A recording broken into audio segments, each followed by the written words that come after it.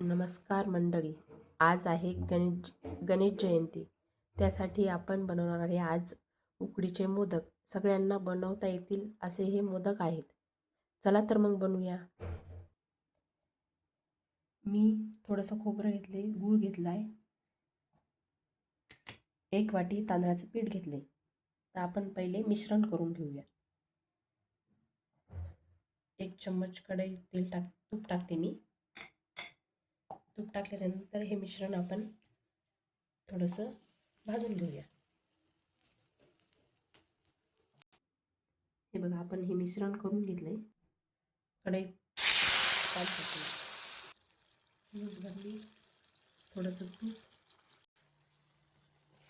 तांदळाचं पीठ टाकून घेऊया. मी चांगलं 2 मिनटं वाफळू दिलं. त्याच्यानंतर ताटामध्ये काढून थोडंसं तूप लावून मळून घेतले. जर पीठ एकजीव होत नसेल तर त्याच्यामध्ये 1 चमचा मैदा जरी टाकला तरी तुम्ही चालतो. अशी छोटे छोटे गोळे बनवून घ्यायचे. आपल्याकडे जरी साचा नसेल तरी हातावर आपण बनवू शकतो. इकडं बघा मी कसे बनवते.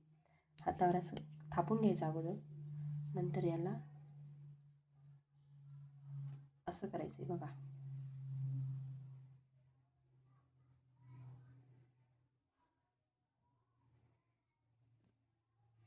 केल्याच्या नंतर याच्यात सारण भरायचं.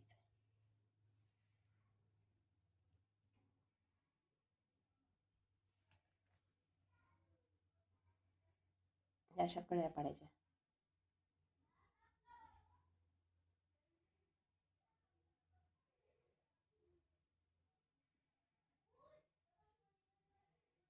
असं मध्ये हे करायचं. नंतर हे जवळ घ्यायचं आणि ही मोदक असं हे करायचं. बघा,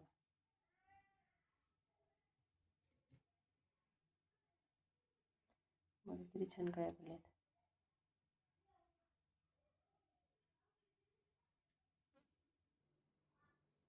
असं तेल लावायचं चाळणीला. चाळणी जर अशी असेल तर कढईत 1 किंवा 2 तांबे पाणी टाकायचं, उकळू द्यायचं. त्याच्यानंतर हे आपण तयार केलेले मोदक उकडायला ठेवायचे.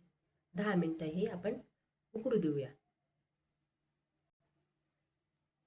त्याच्यावर असं झाकून ठेवूया.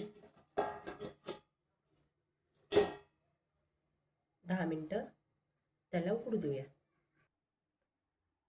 मी 10 मिनटं ठेवून मोदक काढून घेतलेले आहेत. त्याच्यावर आता तूप सोडते मी थोडं थोडं. बघा, तूप टाकले. हे बघा किती छान झालेत मोदक. आपल्या घरच्या घरी आपल्याला उकडीचे मोदक बनवता येतात. हे बघा, मी आता तुम्हाला फोडून दाखवते. हे बघा,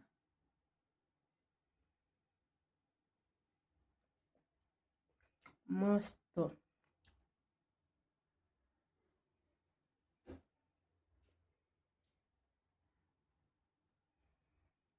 गणपती बाप्पा मोरया, मंगलमूर्ती मोरया.